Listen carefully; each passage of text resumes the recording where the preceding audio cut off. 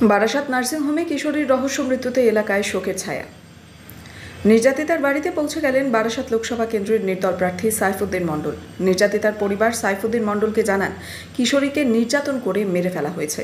এমনটাই অভিযোগ করেন নির্যাতিতার মা। 12 বছরের তারামণির পরিবারের 6 জন সদস্য। বাবা বেঁচে নেই, মা কোনো রকমভাবে সংসার চালান।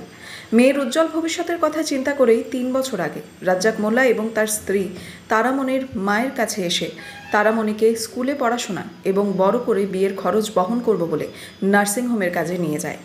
ডাক্তার রাজ্জাক মোল্লা এবং তার স্ত্রী গত বুধবার রাতে বারাসাতের কাজীপাড়া এলাকায় ওই নার্সিংহোমের ছাদ থেকে কিশোরীর দেহ উদ্ধার হয়। দেগঙ্গার বাসুদেবপুরের বাসিন্দা তারামণি খাতুনের পরিবারের অভিযোগ, নির্যাতন করে মেরে ফেলা হয়েছে তারামণিকে। এই ঘটনায় গ্রেফতার করা হয় নার্সিংহোমের মালিক রাজ্জাক মোল্লা এবং মোলাতেব মোল্লা দুজনকে। তাদের দুজনকে 7 দিনের পুলিশ হেফাজতের নির্দেশ আদালতের। এই ঘটনায় দোষীদের দৃষ্টান্তমূলক শাস্তির দাবি জানান নির্যাতিতার পরিবার এবং বারাসাত লোকসভা কেন্দ্রের নির্দল প্রার্থী সাইফুদ্দিন মণ্ডল। তিনি বলেন, আমরা এক কঠিনতম শাস্তির দাবি জানাই। প্রয়োজনে আমরা হাইকোর্ট এবং সুপ্রিম কোর্টের দ্বারস্থ হব, যাতে দ্বিতীয়বার কোথাও এই ধরনের লজ্জাজনক ঘটনা না ঘটে। মতের বদলা মত আমার একটু কান মেয়ে ওর জানে মেরে দেশে মতের বদলা মত। ডাক্তার রাজ্জাক ডাক্তারের আমি ফাঁসি চাই। আমার মেয়েকে ধর্ষণ করে মার্ডার করেছে রাজ্জাক ডাক্তার এবং মোতালেব 12 এই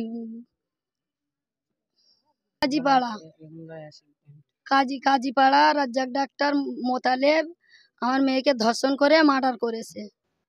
এখন কি চাইছেন আপনি? আমি বিচার চাই, ন্যায্য বিচার চাই, ওর ফাঁসির অর্ডার চাই।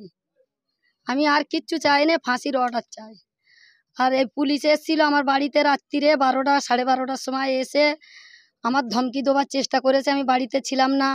ওরা আমার এই ঘরের পেপার টেপার তুলে দেখছিল, বলছিল মেয়ে ছেলেটা বাড়িতে নাই, কে কোথায় গেছে। ফের 1-2 জনা জিজ্ঞেস করেছে, তো ওরা বলেছে আমরা জানি না কো।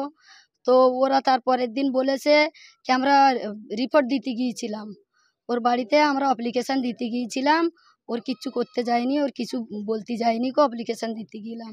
এখন মেয়ের বিচার চাইছেন? এখন আমি আমার মেয়ের বিচার চাই, আমার মেয়ের ন্যায্য বিচার চাই।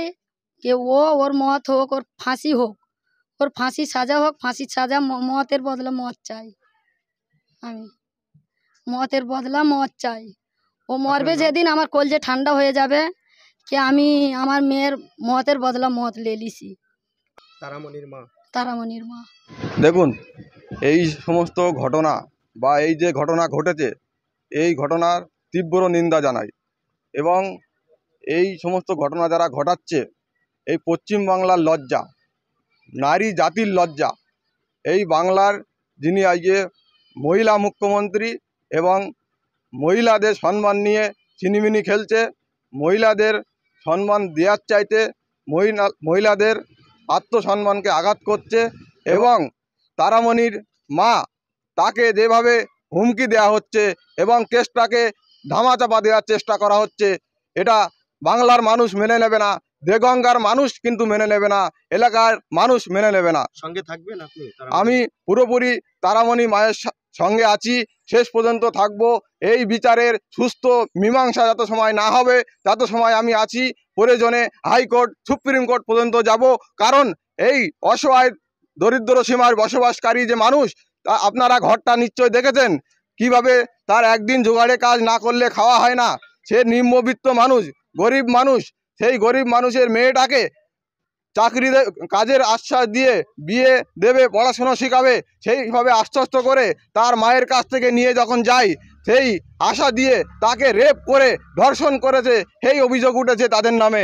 এই ঘটনা সম্পূর্ণভাবে পুলিশ যাচাই করছে এবং এর দৃষ্টান্তমূলক শাস্তি আমি দাবি করছি। আপনার নাম? সাইফুদ্দিন মণ্ডল, বারাসাত লোকসভা কেন্দ্র নির্দল প্রার্থী।